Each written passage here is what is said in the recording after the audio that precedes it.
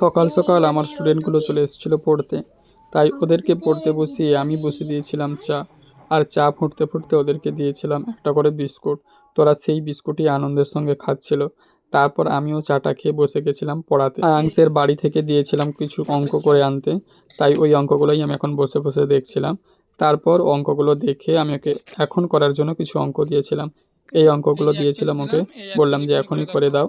তো দেখলাম অঙ্কগুলো করছে, আর এদিকে সেবন্তী দেখি একে চন্দ্র লিখছে। ও বললো কি 1 থেকে 100 পর্যন্ত লিখবে, তো তাই লিখুক। আর এদিকে আয়াংস অঙ্কগুলো পারছিল কিনা আমি জিজ্ঞাসা করছিলাম, তো আয়াংস বললো অঙ্কগুলো পারছে।